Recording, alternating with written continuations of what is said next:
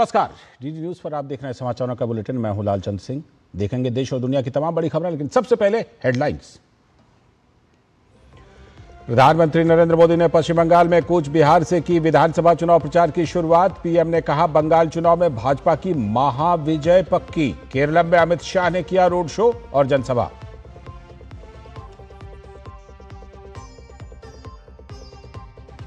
चुनाव आयोग की सख्ती का असर, 650 करोड़ से भी ज्यादा की अवैध जब्ती।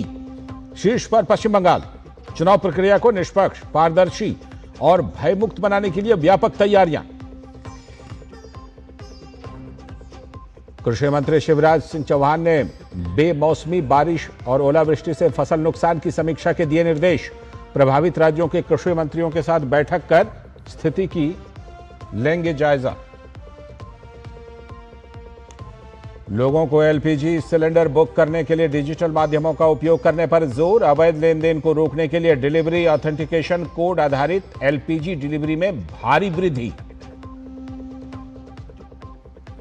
अमेरिका का दावा, ईरान की धरती से ढूंढ निकाला अपना पायलट। ईरान के रिवॉल्यूशनरी गार्ड ने एयरमैन को बचाने गए एक अमेरिकी विमान को मार गिराने की कही बात, तो इजरायल बोला ईरान के 120 ठिकानों पर किए हमले। हेडलाइंस के बाद खबरें विस्तार से, और शुरुआत चुनावी राज्यों से जुड़ी खबरों के साथ।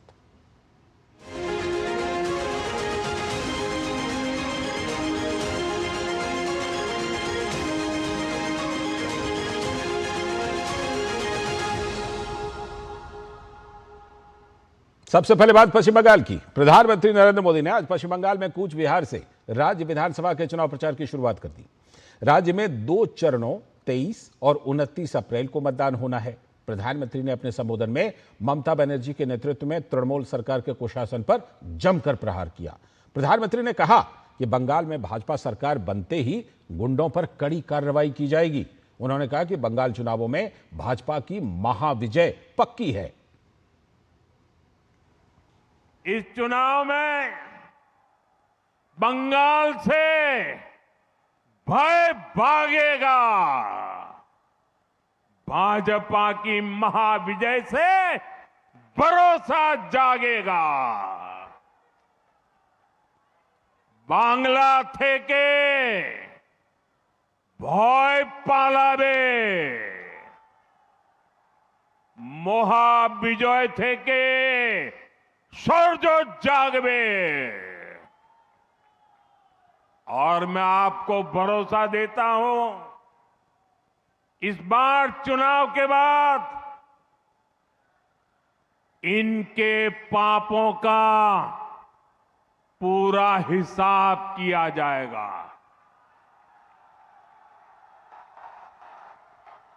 चुन चुन के हिसाब किया जाएगा। 4 मई के बाद कानून अपना काम करेगा। चाहे कोई बड़े से बड़ा गुंडा क्यों न हो, इस बार न्याय होकर रहेगा। साथ ही प्रधानमंत्री ने कहा कि जो बंगाल एक समय हर क्षेत्र में देश में सबसे विकसित हुआ करता था, आज वही बंगाल विकास में पीछे छूट गया है। प्रधानमंत्री ने इसके लिए बंगाल में शासन करने वाली टीएमसी, कांग्रेस और लेफ्ट की सरकारों को जिम्मेदार ठहराया। हमारा बंगाल एक समय भारत के सबसे विकसित राज्यों में से एक होता था। विकास, व्यापार, उद्योग, कला, संस्कृति, हर क्षेत्र में बंगाल आगे रहा था। लेकिन फिर बंगाल पर ग्रहण लग गया। पहले कांग्रेस का ग्रहण, फिर लेफ्ट का ग्रहण और अब टीएमसी का ग्रहण। और इसका नतीजा ये हुआ, बंगाल के विकास की चमक फीकी पड़ती चली गई। पहले देश में एक सामान्य व्यक्ति औसतन जितना कमाता था, बंगाल में लोग हमेशा उससे ज्यादा कमाते थे। लेकिन अब बंगाल में सामान्य मानुष की कमाई देश की औसत से भी बहुत कम हो गई है। यानी आज देश आगे बढ़ रहा है, बाकी राज्य विकास कर रहे हैं। टीएमसी ने बंगाल को पीछे धकेल दिया है। तो 5 राज्यों में और केंद्र शासित प्रदेश में आगामी विधानसभा चुनाव के मद्देनजर राजनीतिक पार्टियां प्रचार प्रसार में जुटी हैं और इसी क्रम में केंद्रीय गृह मंत्री अमित शाह केरलम पहुंचे। उन्होंने केरलम के कुन्नाथुनाडु में आयोजित जनसभा को संबोधित करते हुए कहा कि भारत में सबसे पहले पढ़ा लिखा राज्य केरल बना। अमित शाह ने कहा कि केरलम के युवा शिक्षित और बुद्धिमान हैं, लेकिन उनके पास पर्याप्त रोजगार के अवसर नहीं हैं। उन्होंने कहा कि हम चाहते हैं कि केरलम के युवाओं को रोजगार यहीं पर मिले और उन्हें अन्य खाड़ी देशों में नौकरी की तलाश न करनी पड़े। इस अवसर पर शाह ने राज्य में नई रोजगार योजनाओं और निवेश को बढ़ावा देने पर भी जोर दिया ताकि स्थानीय युवाओं के लिए अवसर सृजित हो सकें। भारत में सबसे पहले कोई स्टेट लिटरेट बना तो हमारा केरल बना। यहां के युवा शिक्षित, यहां के युवा बुद्धिमान है, परंतु उनके पास नौकरी नहीं है। नौकरी लेने के लिए गल्फ कंट्रीज और दुनिया भर में, देश भर में जाना पड़ेगा। हम ऐसे केरल की रचना करना चाहते हैं जहां केरल के युवा को अपने ही प्रदेश केरल में 100% नौकरी मिल जाए। ऐसे केरल की रचना करनी है। साथ ही अमित शाह ने कहा कि प्रधानमंत्री नरेंद्र मोदी गरीबों के लिए 5 किलोग्राम चावल भेजते हैं, लेकिन यहां कम्युनिस्ट पार्टी का नाम सामने आता है। उन्होंने बताया कि नेशनल हाईवे 66 का 100% खर्च केंद्र सरकार उठा रही है और फिर भी बड़े बड़े पोस्टर मुख्यमंत्री पिनाराई विजयन के लगते हैं। अमित शाह ने कहा कि नेशनल हेल्थ मिशन के लिए केंद्र 600 करोड़ रुपए भेजता है, लेकिन फोटो लगाने की जगह ना होने के कारण मिशन बंद कर दिया गया। उन्होंने जोर देकर कहा कि केरलम को आगे बढ़ाने के लिए एनडीए सरकार लाना जरूरी है। मोदी जी हर गरीब को घर देते हैं, वो इसको लाइफ मिशन के नाम से कम्युनिस्ट पार्टी के सिंबल के साथ गरीब को देते हैं। नेशनल हाईवे 66 100% खर्चा मोदी जी उठा रहे हैं। वहां पर विजयन जी के बड़े बड़े पोस्टर लगा देते हैं। National health mission Modi ji 600 crore रुपया भेजते हैं, मगर उसमें फोटो लगाने की जगह नहीं है, इसलिए नेशनल हेल्थ मिशन बंद कर देते हैं। काम करे बगैर यश और वोट प्राप्त करने की ये एलडीएफ की कारी इस बार यहां पर नहीं लगने वाली है। केरलम की जनता जानती है कि सारे काम नरेंद्र मोदी जी ने किए। और केरलम के कोझिकोड में भाजपा के वरिष्ठ नेता और केंद्रीय गृह मंत्री अमित शाह ने एक विशाल रोड शो किया।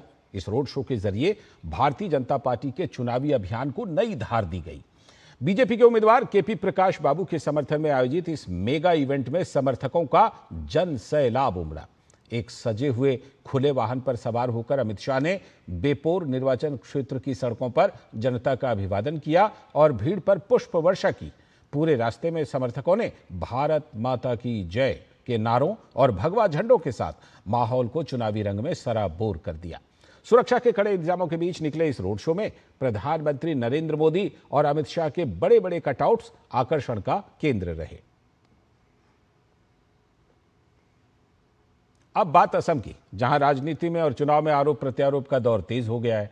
कांग्रेस और बीजेपी के बीच बयानबाजी खुलकर सामने आ रही है, जिसमें अब कानूनी कार्रवाई की भी बात जुड़ गई है। कांग्रेस के नेता पवन खेड़ा द्वारा प्रेस कॉन्फ्रेंस में लगाए गए आरोपों के बाद अब मुख्यमंत्री हिमंता बिस्वा शर्मा ने भी तीखा पलटवार किया है।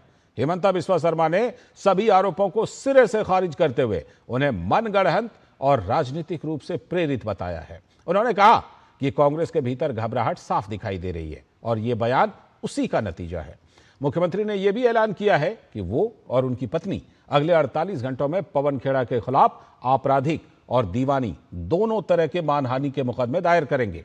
शर्मा ने न्यायपालिका पर भरोसा जताते हुए कहा कि अदालत में सच्चाई सामने आएगी और पवन खेड़ा को अपने बयानों का जवाब देना होगा।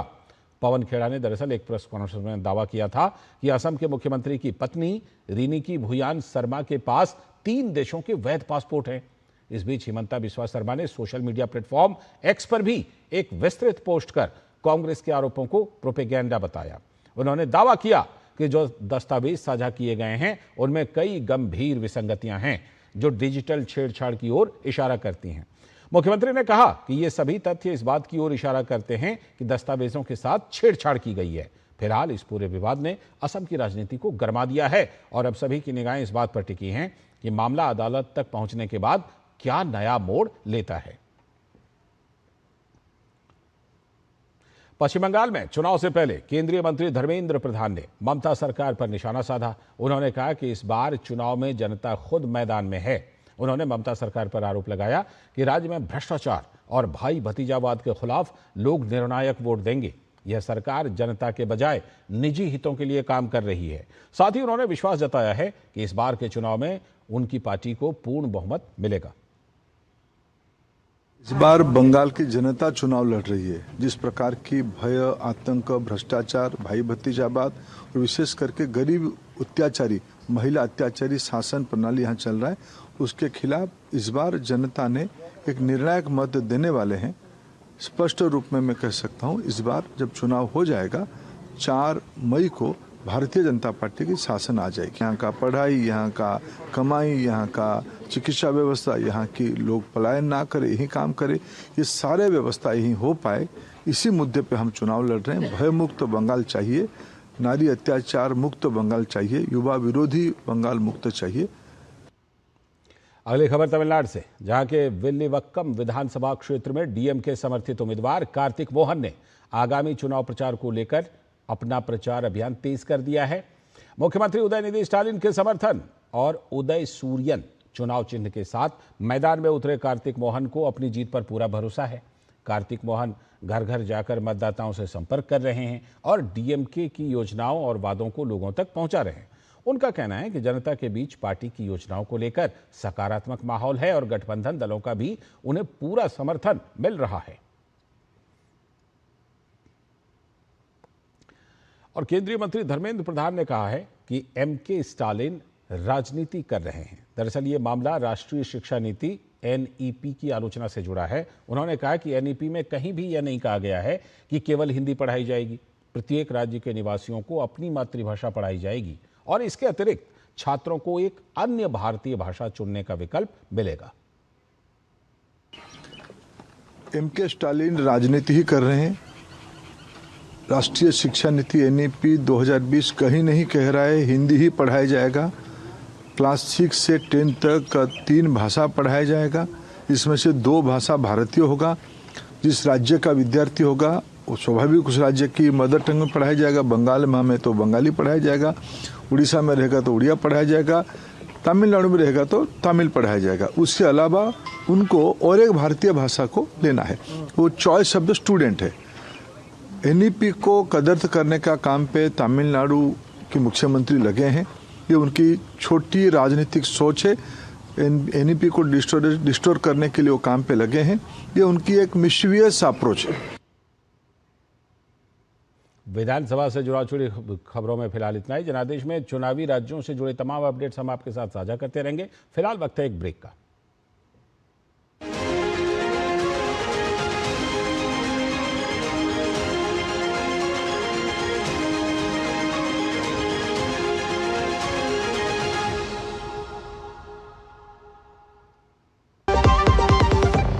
महाशय धर्मपाल जी के 130वें जन्मदिन पर एमडीएच मसालों पर पाइए 10% एक्स्ट्रा। अब स्वाद के साथ बचत भी। अब पाइए बचत ही बचत।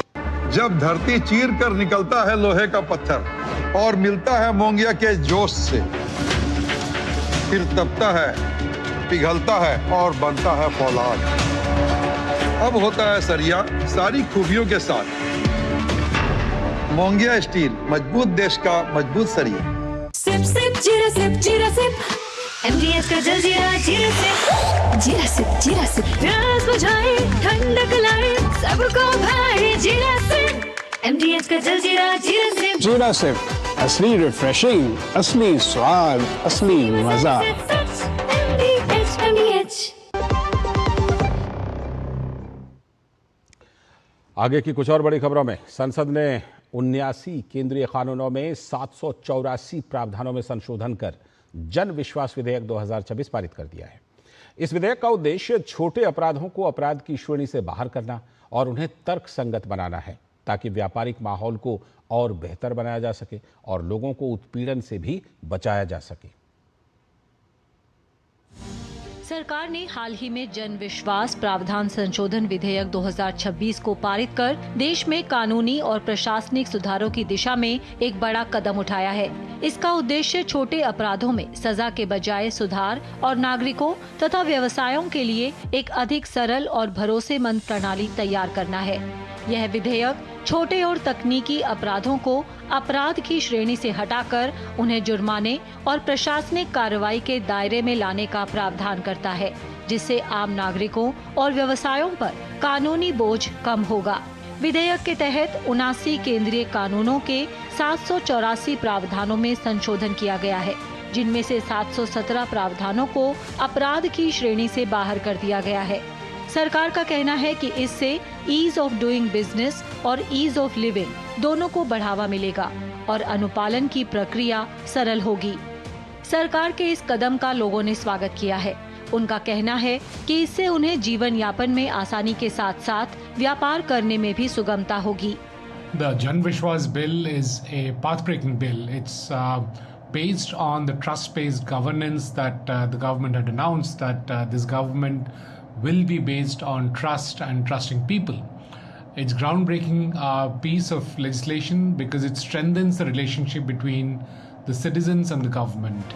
इस विधेयक के जरिए डिजिटल प्लेटफॉर्म्स का उपयोग कर शिकायतों का समाधान तुरंत किया जाएगा, जिससे समय की बचत होगी और पारदर्शिता बढ़ेगी। Jan Vishwas bill promotes the use of technology to make these processes more efficient and accessible. So there are digital platforms which will be deployed as part of this initiative. There will be central tracking and resolving of complaints, making it easier for citizens to engage with the system, monitor the progress of their cases and receive updates in real time. कुल मिलाकर विधेयक का उद्देश्य छोटे अपराधों को हटाकर 1000 से अधिक अपराधों को तर्क संगत बनाना है। इससे नियामक वातावरण में सुधार हो और व्यवसायों और नागरिकों दोनों के लिए अधिक अनुकूल वातावरण तैयार हो सके। Bureau report, DD news. आगे बढ़ने से पहले समय आ गया एक और छोटे से ब्रेक का। महाशय धर्मपाल जी के 130वें जन्मदिन पर MDH मसालों पर पाइए 10% एक्स्ट्रा। अब स्वाद के साथ बचत भी। अब पाइए बचत ही बचत। मेरी पसंद, मेरी पसंद, मेरी पसंद, मेरी पसंद, हमारी पसंद, हम सबकी पसंद। मजबूत देश का मजबूत सरिया, मोंगिया स्टील। स्वागत है ब्रेक के बाद। आगे की कुछ बड़ी खबरों में, और खबर महत्वपूर्ण खबर अन्नदाताओं के लिए। कुछ राज्यों में हुई अतिवृष्टि, ओलावृष्टि और पाला पड़ने से फसलों का काफ़ी नुकसान हुआ है। तो किसानों की परेशानी को देखते हुए केंद्रीय कृषि एवं किसान कल्याण और ग्रामीण विकास मंत्री शिवराज सिंह चौहान ने इसका संज्ञान लेते हुए कृषि मंत्रालय के अधिकारियों को फसल क्षति की समीक्षा करने और संबंधित राज्यों के अधिकारियों से संपर्क कर जानकारी इकट्ठा करने का निर्देश दिया है। कृषि मंत्री ने किसानों को आश्वासन देते हुए कहा कि चिंता न करें, संकट की इस घड़ी में मोदी सरकार किसानों के साथ है। इसके अलावा केंद्रीय मंत्री आज संबंधित राज्यों के कृषि मंत्रियों से फसल की क्षति के संबंध में भी चर्चा कर रहे हैं।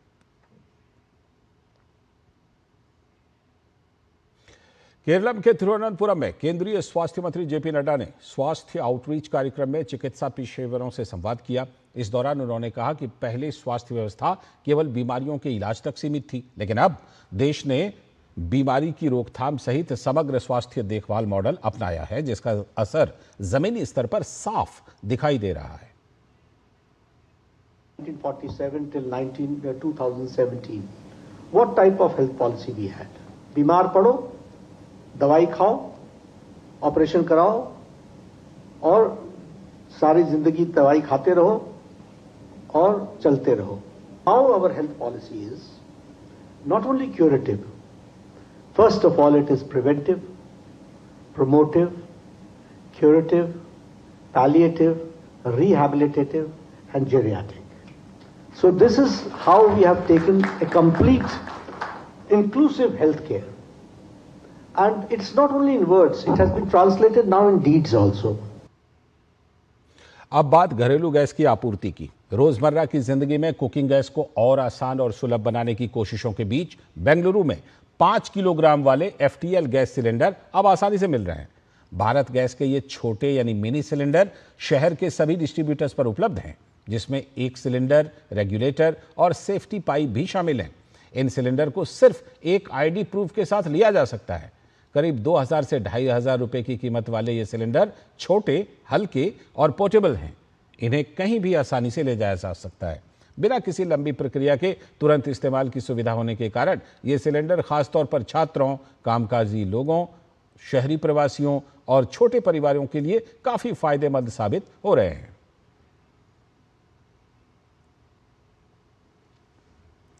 सुषमा बेहरा, जो कि सेल्स ऑफिसर हैं बेंगलुरु में, उन्होंने LPG टेरिटरी ने बताया कि भारत गैस का 5 किलोग्राम FTL मिनी सिलेंडर खासतौर पर माइग्रेंट वर्कर्स यानी कि जो प्रवासी मजदूर हैं और छोटे उपयोग के लिए सुविधाजनक है, जिसे आसानी से कहीं भी रखा और इस्तेमाल किया जा सकता है। और करीब 2000 से 2500 रुपये में रेगुलेटर और सुरक्षा पाइप के साथ मिलने वाला यह सिलेंडर एक व्यक्ति के लिए लगभग 1 महीने और परिवार के लिए 15 से 20 दिनों तक चल सकता है। वहीं भूमि भारत जिसका हम कैंपेन आज कर रहे हैं 5 kg FTL जिसको बोलते हैं, ये अक्रॉस OMC तीनों पेट्रोलियम इंडस्ट्री मिलकर कर रहे हैं। मोस्टली हम फोकस कर रहे हैं हमारे जो माइग्रेंट्स वर्कर्स हैं, जो इंडस्ट्रीज लेवल पे आके या फिर बस स्टेशन पे या स्टॉप पेज पे आके काम करते हैं फॉर ए टाइम पीरियड, तो उनके लिए बहुत लाभवान है। बिकॉज ये 5 kg का FTL है, बहुत सुविधा से कोई भी उसको रख सकता है अपने पास। इसके साथ हम एक रेगुलेटर और सुरक्षा होस पाइप भी दे रहे हैं, जिसका टोटल कॉस्ट अगर हम निकालेंगे तो 2000 के करीब होता है। तो ये अगर कोई अकेला इंसान है, एक वर्कर है, तो आराम से वो 1 महीने तक चला सकते हैं। एंड कोई फैमिली पर्सन है तो 15 से 20 दिन तक आराम से चला सकते हैं। तो वहीं भूमि भारत गैस बेंगलुरु के मालिक KC लिखितेश ने बताया कि 5 किलोग्राम वाले FTL सिलेंडर अब देश भर में भारत गैस के सभी डिस्ट्रीब्यूटर्स पर आसानी से उपलब्ध हैं और करीब 2000 से लेकर 2500 रुपए कीमत वाले इन सिलेंडरों के लिए सिर्फ एक ID प्रूफ की जरूरत होती है और इन्हें देश में कहीं से भी लिया जा सकता है। So we have launched 5 kg FTL cylinders, which is easily available at all Bharat Gas distributors ship across India. It is cost about 2,500, with just one ID proof is required, and you can get a connection any Bharat Gas distributor across the country. तो आपको भी अगर इस cylinder की जरूरत है, कहीं भी भारत गैस पर जाइए, आसानी से ले लीजिए, कहीं कोई दिक्कत नहीं है। फिलहाल इस बुलेटिन में इतना ही, हमें दीजिए अनुमति। नमस्कार।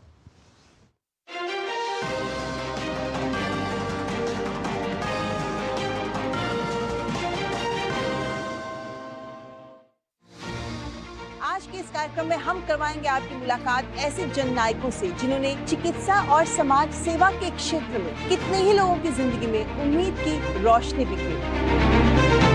SG सुशीलम्मा, जो कहलाती हैं कर्नाटक की मदर टेरेसा। गुजरात के नीलेश विनोद चंद्र मांडलेवाला, जिनके अंगदान के प्रयासों से उन्हें नाम मिला ऑर्गन मैन ऑफ इंडिया। नवजात शिशु देखभाल का अनोखा